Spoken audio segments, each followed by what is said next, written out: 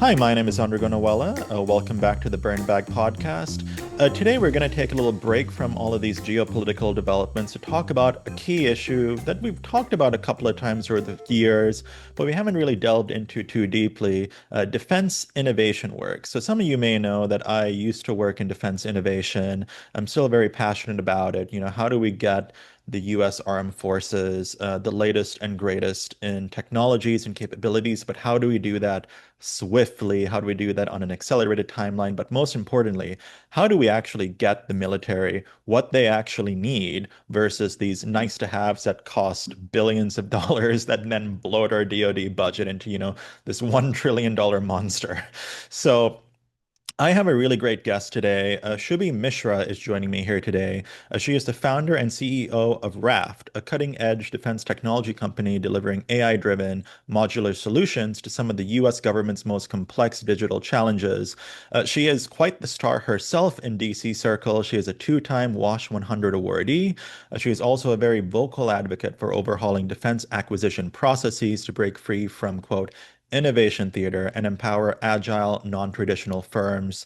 She also champions a mission-focused, buy what you need approach to modernization, emphasizing speed, interoperability, and real impact at the tactical edge. These are all things that I believe we need to be working more adequately towards. So, Shubhi, thanks for joining me here today. I really appreciate it. What a great introduction. No, thank you so much. This looking forward to this fun conversation. Yeah, and it's nice to also have another like South Asian American, in this podcast room. I mean, so often, right? Like, I sort of kid that this podcast, our guest lineup is this like big white wall of men who dominate our sector. I'm South Asian myself, and it's really nice to see another, doing such incredible work in this field. So. Thank you. No, super excited to have this conversation. And yeah, looking forward to a very cognitively diverse conversation. So Yeah. great. Before we, dive into some of these specifics, Shubi, can you tell us a little bit about yourself, a little bit about your life, your bio, and a little bit more? Because I found it really interesting, and I'd love to, let the audience know about that. Yeah, absolutely. Let's see. So, I've been in this country for past almost a decade now. Grew up back home, which is India, North India, specifically Delhi. So, came here with a big and beautiful dream of solving a lot of hard problems and making global impact. And have just been focused on that every single day. And it's compounded interest has resulted in where I am today. And, being in I feel the best city in the world, the impact this DC, Washington, DC has on the entire world is phenomenal. And being surrounded by and being in the defense ecosystem, for all the reasons you just introduced the audience with, has been phenomenal. And I'm an engineer and a lawyer. I have two beautiful kids, 10 and 8. And I'm a big Peloton and tonal fanatic. And let's say, and on vacations, I mostly, go to national parks and hike and go away from the people, and it's been fantastic. And yeah, and my purpose in life is really all about finding the best version of myself and realizing and trying to understand why I was born. And in the team that I surround myself, I push them to do the same. So it's been an incredible journey thus far. No, that's awesome. And when you say, you take vacations in national parks to get away from people, when we're talking about that bureaucracy, when we're talking about that acquisitions process, boy, oh boy, are there a lot of people in there. So, not to, have a very odd segue, but, I think, when I was doing some research for this interview, when I was, trying to get these questions together, one of the things that I noticed about Raft's website, Raft being the company you run, is that when you open it, you sort of see the words new prime. And a lot of folks in the defense ecosystem, they've heard of this word prime, but can you tell us, what does prime actually mean in the defense industry for those who aren't as familiar? Absolutely. Prime to our definition of prime is really using a lot of people and to solve the problems versus products to solve the problems. And that is really differentiated by The scale automatically turns and the into how do these prime have these large physical infrastructures from office space to locations to their presence and a lot of people um, with that idea and intent to Mhm. solve these mission problems. But the gap always happens is they are not making operators faster, quicker, or better. They are just providing more people to do the job, which doesn't scale in today's era of technology. So do you think some of these primes, for example, I don't want to name, who these primes are, obviously, in case I have them as guests on in the future. But, when we're thinking about these primes and we think about how large they are, how many people do you think they're almost becoming an extension of the government in a way, an extension of DoD with the reliance on these types of companies? I would absolutely agree. And I think, in the past it has worked because we were in the peacetime, like I would say, and now we're in a very different time, whereas there's a really race against a lot of the technology that our adversaries have and are investing so much more intentionally into to get them far ahead. And not only they are a reflection of the big bureaucracy in the government, and the government has bureaucracy for the right reasons. There are a lot of irreversible decisions they make, and bureaucracy helps prevent these decisions and makes them slow down. But what you need as a partner is absolutely opposite to that. And what you need in a partner is scaling rapidly, fast, pivoting until you find the best version of the product that you deliver, and finding the gap that the government cannot find, such that you make them better and not a mirror. And so I think going forward, this dynamic will completely change. More new primes will emerge. And with this idea of where the gap is, and let's really attack the gap versus creating a mirror. So can you tell us a little bit more about Raft, what the company does, and especially for those who aren't as familiar with defense technology and really a lot of these types of technologies, and how is Raft redefining what it actually means to be a prime? I mean, like, what does it actually mean? So Raft is a defense technology company that is focusing heavily in autonomous data fusion, leveraging artificial intelligence, LLMs, limited language models to make operators super operators. And our approach to solving these mission sets is completely opposite to the way it's been solved before. We are very much focused on solving for user needs by sitting right next to them Hmm. rather than sitting where the enterprise is or a PEO is and solving for buyer needs. And then, in addition, rapidly scaling to these bespoke problems. So stepping back for a second, right? Raft is very diversified into the services it supports, from Air Force to Space Force to PACOM, SOCOM, I visit these services on a very frequent basis. I'm always on the plane, and what I've seen is everyone has a very nuanced two problem that they want to solve for, and because it's very nuanced, what it results in creating nuanced solutions for it. And what the large primes are focusing on is a one-size-fits-all solution, and that's why they're never able to meet the operator needs, the end user needs. They're able to meet buyers' needs because it solves for writing, one contract document that has all the requirements. But what isn't solved for is like what the guy, in the forward edge, in Philippines wants. It doesn't solve for that. And the only way to solve for that is actually going out there, talking to the person, talking to the operators, and finding a solution that is an extension of what the product is.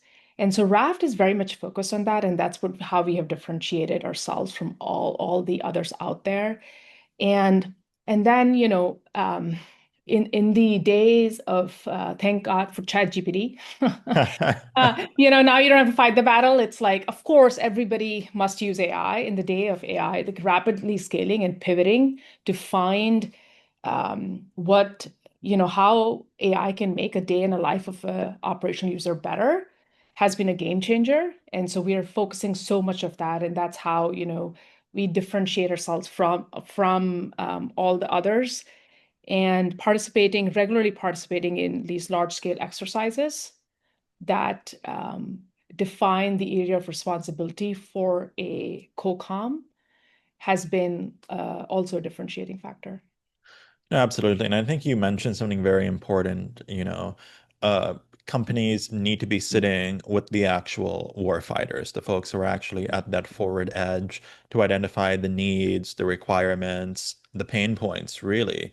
And I mean, when you're thinking about the DoD acquisitions process, there's so many layers, so many senior officials, commanders, officers who you need to get the approval of. You need to, satisfy the various stakeholders. You need to get this action officers involved. You need to get the senior officers approval and so on. And that's such a battle to get through. So, I mean, like, what does it actually take to build something the warfighter actually wants and needs versus filling a request by a military entity that wants something with AI just to have something with AI because it's a sexy new technology, right? Like, because sometimes I feel like, especially in my past experience, we'll have these entities who want these new technologies, but there won't really be a problem to solve with it. They'll sort of mold the problem around the solution and sort of force fit it in versus the other way around, finding a solution that fits the problem. In my opinion, DoD and government at large, it's a very consensus-based decision-making process.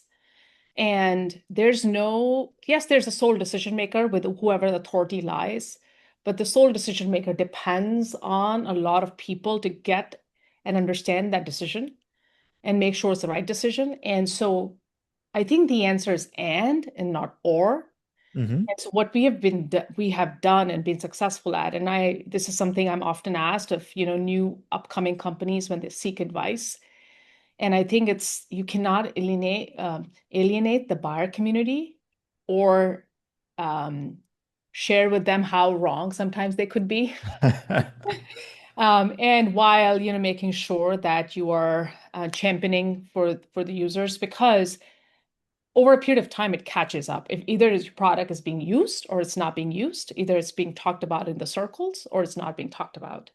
And the question just becomes, this large framework of abstract of meet these requirements. How do you really tailor them and be creative such that you can champion the user needs through that? So it ultimately comes down to that.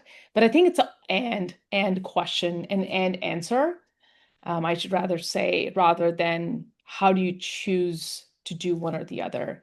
And the and answer is, learned it the hard way, is it's about, it should, unfortunately, and that's what for the vendors, a lot of the cycles are spent on that they rather not be spent on, but it is part of playing the game, is you got to make sure it meets everybody's checklist to the maximum ability. So you've spoken out against innovation theater in defense. What does that term actually mean to you, and how do we get beyond innovation theater? Yeah, so it's the performance, and you and I were talking about it a little bit before, but Yeah. it's the performance to make everyone around you seem um, or believe that action is resulting in impact. I think innovation theater is sometimes needed to get the marketing cycles in, but then I think the shift needs to happen right after or sequentially or um, parallelly about how do you make this, what you're talking about, into something a user can use on the farthest edge Hmm. and have it delivered operational value. And it's easy to say, and everybody has great intent, but it's so hard to do. So I'll give you an example. I just came back from Indo-PACOM, Hawaii, and I was on the island for a couple days, just meeting with the decision makers. And some of the time is spent at the AOC, And our folks that are working out there, working with, people in uniform. So you have this old, World War era buildings that you can imagine the state, right? There's barely coffee, even or vending machine. There's nothing like that exist. And then to you, that's your skiff. That's where you live out of. And then you come out in the blazing Hawaii sun, Oh, gee, yeah. without any fans, but it's a tiki bar, which is kind of cool, with like those old-fashioned shades on them. You come out, you catch up on life, or you use the unclassified version of your computer to check on any updates or how to fix a problem. And then you go back in and do the same thing, and you do that day in and day out. And that is not easy. And but that's necessary to turn that innovation theater into operational value. And I think the last part, the doing the do and the hard do, is where most of us fall short because it's humanly hard, physically hard. No, yeah, exactly. And I mean, like when we're talking about, what do we actually work on, produce to gain that operational value? I mean, what types of metrics or outcomes are we using to determine, if that capability is truly impactful versus being more of that performative innovation? I mean, I've spent a couple of years working in the defense innovation space, and nowadays I sort of cringe when I hear the word innovation being thrown around by so many different people who sort of use that term to just latch it onto anything new. So I think it starts with participating in exercises. These exercises which are replicating how a battle or war may be fought. And it starts with that, and it starts with can you do with less humans? Can you do with not a whiteboard? How much can you automate end to end? And the result of that ends up with more and more operational users, operators using your tool, and then the word of mouth circulating across the board. So now that we have, let's say, a particular AOC, tomorrow we have another one added, and added because they want to, and they want to use, and they want to make their life better, not because it's coming top down. And I think that is the metric that we keep a close eye on, and I highly recommend, businesses to do that. And that requires a lot of investment. So instead of, this is again one of the conversations I'm asked often, instead of investing in maybe a large growth team or, business development team, invest in um, finding ways to participate in exercises and really demonstrating value because there's a wide gap right now that exists. And if you can make anybody's life easier, they will not let you go. Oh, absolutely. So I want to move the conversation into a little bit about the work you do at Raft because it's fascinating work. I'm still trying to wrap my head around it as I'm not a technologist, so I'll definitely appreciate your help in trying to understand this. But you talk about data fusion, autonomous data fusion, how it's a big critical challenge in today's defense environment. Can you tell us a little bit more about what autonomous data fusion is? So right now, data fusion is being done by human beings using their gray matter. And if Mhm. we want to get to the level we want to and compete with our adversaries, who, by the way, have not only figured out end-to-end systems and can where everything talks to everything, so it's just faster because of the nature of it, but also are continually investing in technology. Um, we must shift from humans gray matter to doing the do to machines doing most of it autonomously and such that a human is observing it and making sure it's doing the right way. So this is like the conversion of different types of data into one universal language. So it extends a little bit beyond that, right? So that is the data fusion, but autonomously requires machine learning models in an AI to not only read what different formats, standards, schema, whatever you call it, whatever is coming in, and then translate it back to how an operator would want it in how they consume the information. A somebody a PACOM, somebody's area of responsibility within PACAF may be different from a PAC fleet, and they consume information different way, but they need similar information. Hmm. These systems that they're using or consuming information from have been built in different decades by different vendors, and which are not necessarily talking to each other. So it's always, how do you make sense of all this stuff into something that the operator has been trained on? And the way different services grow and teach their operators very differently, and you have to autonomously make sure the information they're consuming makes sense to them. So it's like you have all of these different capabilities, these different platforms, these different types of technologies, computers, whatever, who are all outputting all of these different types of data. Say you have a team of people, one speaking Hindi, one speaking Spanish, one speaking English, one speaking German, and you have all of this great data, but the one person who needs to make a decision on it cannot easily understand it, cannot easily translate that into one universal language like English or something. And we need to do this automatically. So is that sort of a very rough allegory? Yeah, that's exactly it. And what you said at the end is super key. It's like it is using their language, whether that is English or something else. So, and using natural language. So it's not necessarily um, eh, as a human as you would interact with something. And that's where the Mhm. autonomous part comes in, the natural language part comes in. So far, the tools that exist and have been deployed are not natural language tools that are not a human talking to another human tool. So imagine now, go back, imagine when operators are doing their job. When they pick up the phone and call the other guy sitting in the other skiff, they're using human language. They Yeah. don't use machine language. But the tools right now that exist, it's a machine language talking to a human. So if we want to change the behavior and if we want to change AI being, the forcing function that enables them, we got to replicate this phone call to the operator and make it frictionless and human talk. So that's where the autonomous part comes in, and the data fusion is just around the machine to machine talk.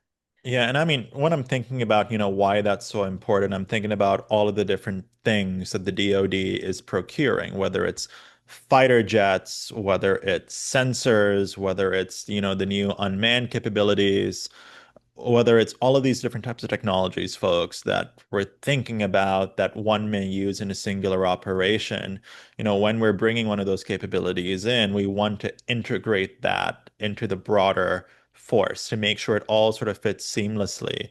And, I'm even noticing this, not just in a US context, but like a lot of our Asian partners, for example, right? They're like procuring different types of capabilities, right? Like, India is buying fighter jets from France, for example, the Rafales. Are those Rafale fighter jets fitting into the broader operational capabilities of the Indian Army? Are they sort of making sure that all the data can sort of talk to each other? And, I'm definitely observing that as we're expanding the aperture of acquisitions beyond the US, but into the allies, with the allies, especially with things like AUKUS, with things like, US-India defense cooperation and so on. Is that correct? Is You're that 100% on point there, and it's almost like we're solving for the symptom of new technology, but we are not talking about the root cause. yeah. And the root cause is there are only two ways to solve it. One, the way China solved it, like it's one thing, it's one company, one subsidiaries of that company, and they must talk to each other, and that's what I call about solving end to end. And then in America, where there's a multi-vendor ecosystem and the best may win, we don't focus on the solving this root cause. Yes, best may win. Right now, humans are enabling this talk track between all these different systems. What happens in the future when seconds, result in life and death? And Yeah. that's not a conversation yet because we're still warming up to it. And I think that's the most important conversation we need to have. No, yeah, absolutely. Because I mean, in the current defense innovation ecosystem, we still have a lot of work to do, but we have so many interesting companies, so many interesting technologies, so many new things that are populating, our capabilities. But how are we connecting that efficiently? Because that's a key issue. Because, It's the boring part, but the most yeah, important part. but it's vitally important, especially when you're in the battlefield, when you have, only seconds to make a decision of life and death. You need processing power to automatically do this. Because I mean, again, like, folks, like going back to the allegory about you have the team of different people who speak different languages. If you have a human doing it, it's going to take so long to actually do that translating by hand. I mean, folks, go back to your French classes, right, and think about how hard that was. I mean, if you had a computer doing it, it'd be fantastic. uh, so I mean, when we're talking about, universal data fusion, what does that actually look like in practice, and why is it so hard? Yeah, I mean, see, it's hard because technically it's hard, right? I mean, to Yes. solve for it's just decades of different vendors, decades of different systems. And the way DoD has wanted to solve for it to make a standardize things. And the problem with that is, and that's why there's not a lot of buy-in, and people who are making these decisions don't understand the ground truth, um, which is Space Force Delta is solving for their specific area of responsibility. They will create something that helps them get that information faster and quicker. On the other hand, some organization within Air Force or Navy, they will solve for very specific ways they want to solve for. And so, could they adopt this standard? Yeah. Would that result in them losing precious time to enable their decisions? Absolutely. And so, this one standard size fit all has not been adopted. And I think it should be the reverse of it. It Hmm. is you do whatever you need to, but let's make sure the data fusion autonomously happens. So, I think technically that's one big challenge, just really hard engineering. The second is it is bureaucratically challenged, and there are a lot of policies that stand in the way, and those policies were designed for good reason. And however, um, there are too many policies now, and nobody wants to share Yeah. data with the other entity because I don't know, to me those reasons don't make any sense, but they are politically and bureaucratically challenges, and I think a lot of those are also fed by their different vendors wanting to protect their territory and making sure they can protect their territory if they don't share data. That's a huge piece of it.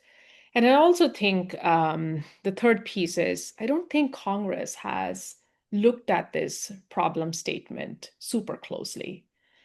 I've spent a lot of time on the Hill, continuously do so, and I'm amazed at the gap they have between what the information they know and gather to what the information is on the field.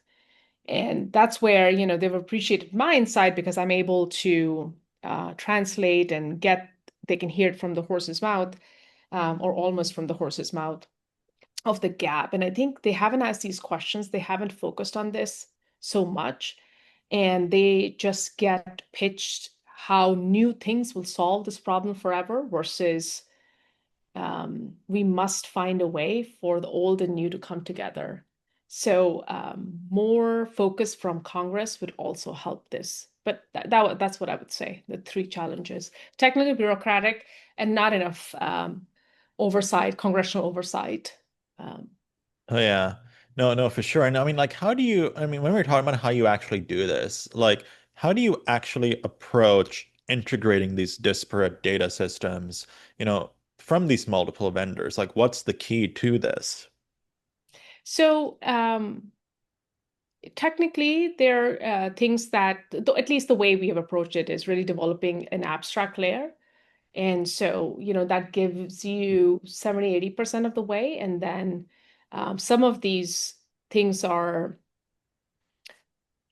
just similar type formats. And so text format, video or pictures and just putting them in bigger buckets and then figuring out how to parse through that. So that's one way technically we have done it. And the next is really a lot of partnership with other industry partners. And what that helps us is, and I would say any vendor helps is it fastens the getting to the end quicker and we get there faster just because then you don't have the additional bureaucracy of just DoD and government coming in the middle, and you can just make B2B connections. And so their system can talk to your system and you get to the end result faster. So that's how I would say we have approached it.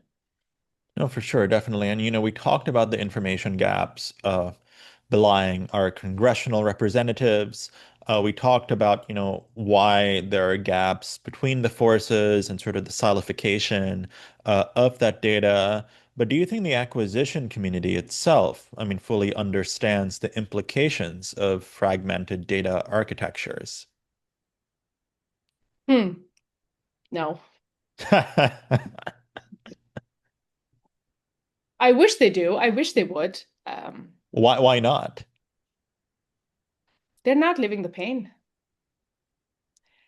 The pain must be felt, and there's only one reason to feel this pain is go out to Guam, go out to Philippines and see and experience a day in life of that operator.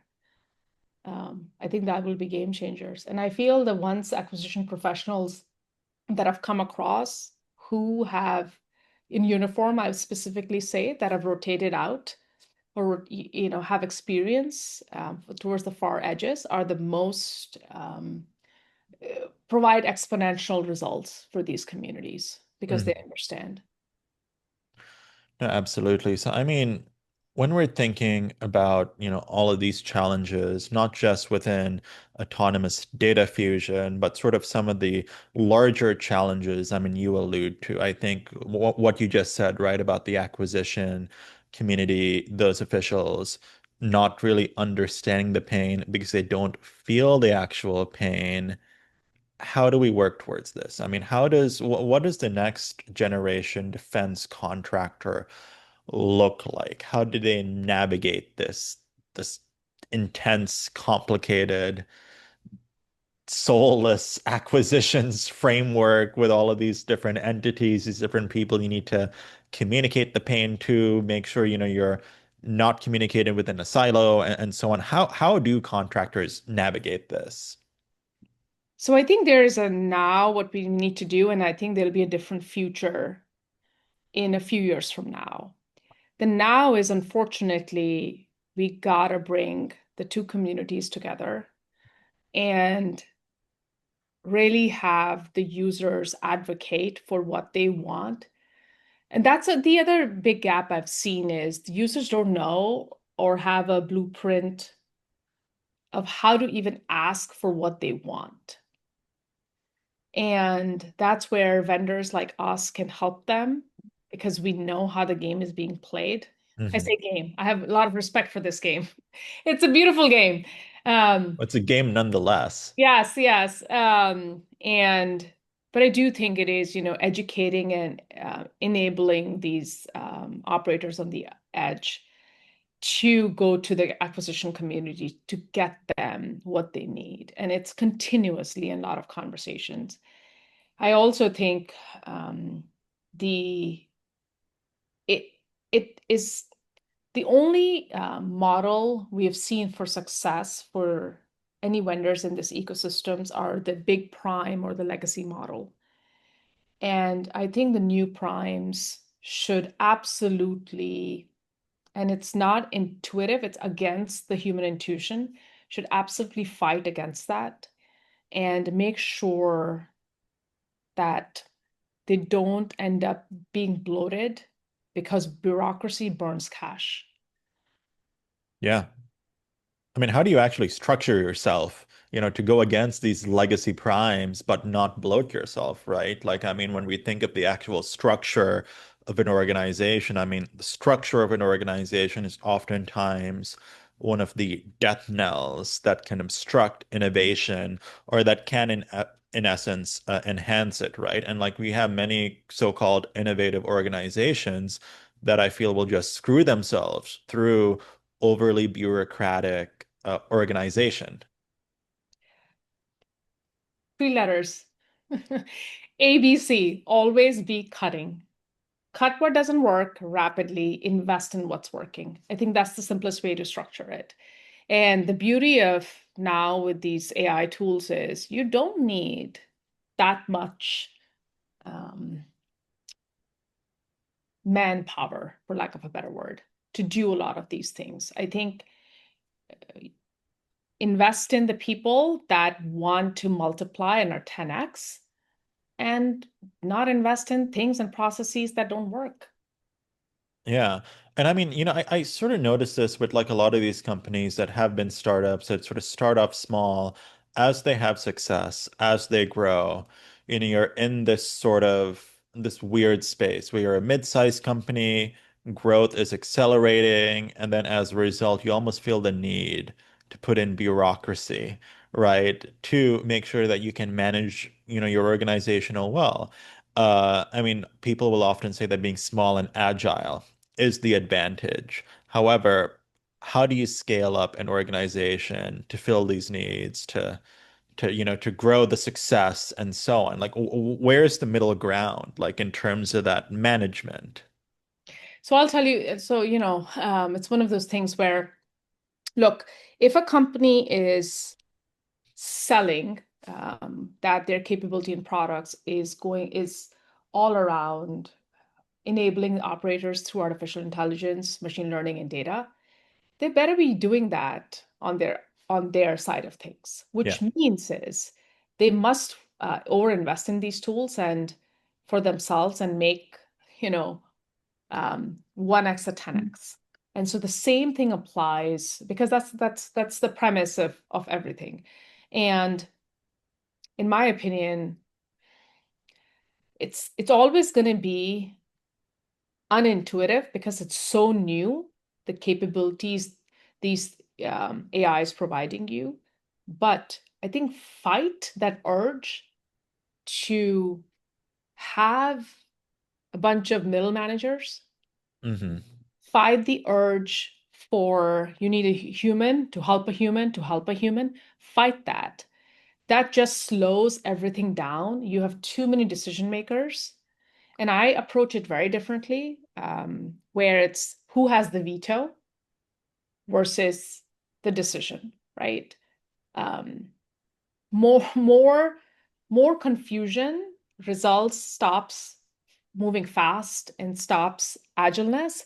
And I understand this idea of middle-sized company versus small company versus large company. It's measured by revenue, but I think a lot of that is changing.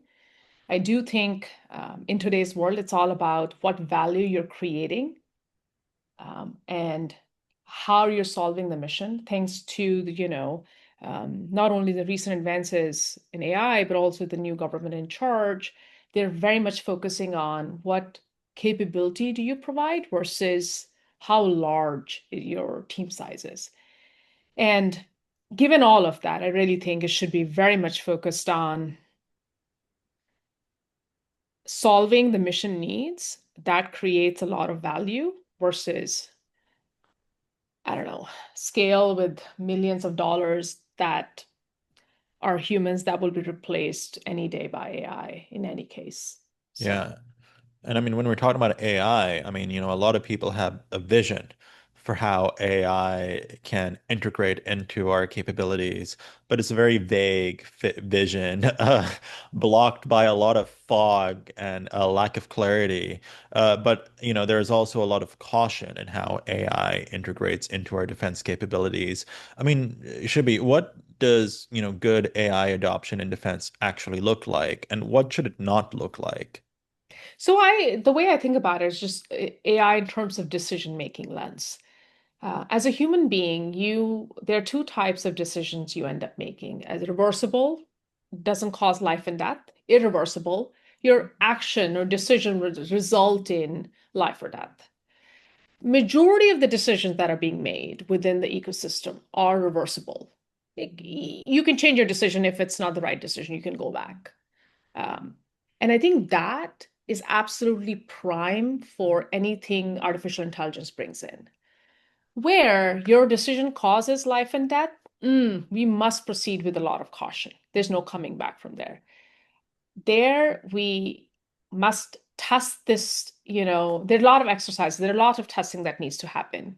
There is, even after that, there always needs to be an operator on the loop or the human on the loop to make sure the decision is the right decision.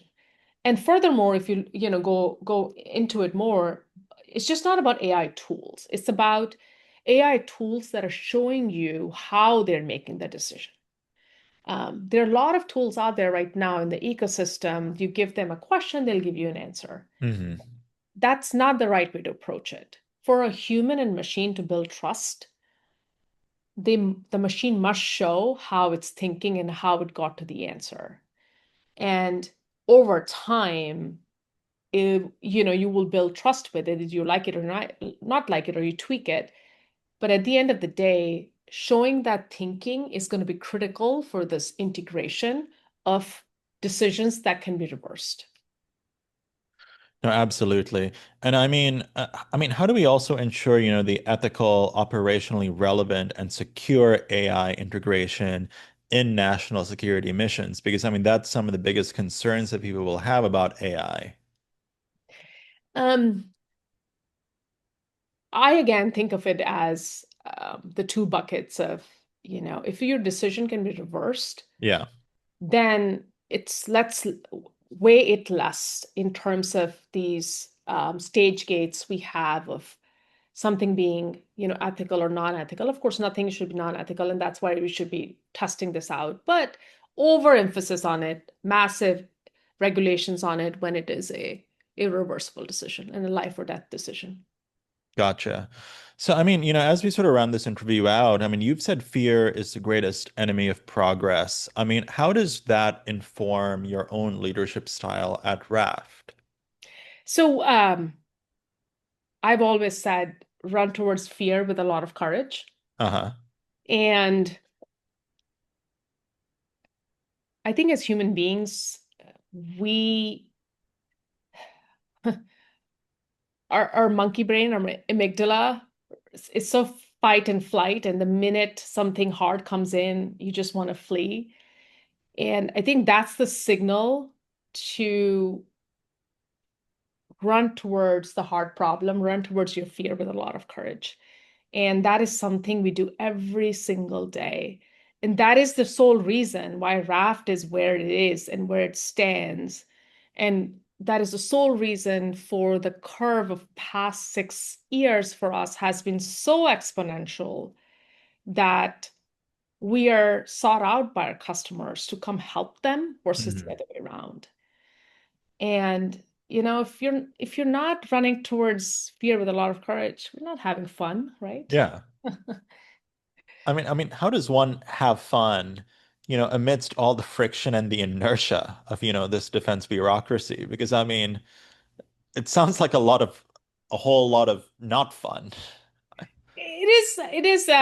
Oh, the mundane parts are boring, and yes, those are just things need to be done, but it's a great, it's so much fun to forge a new path and to redefine the word prime, to really help these operators who need help.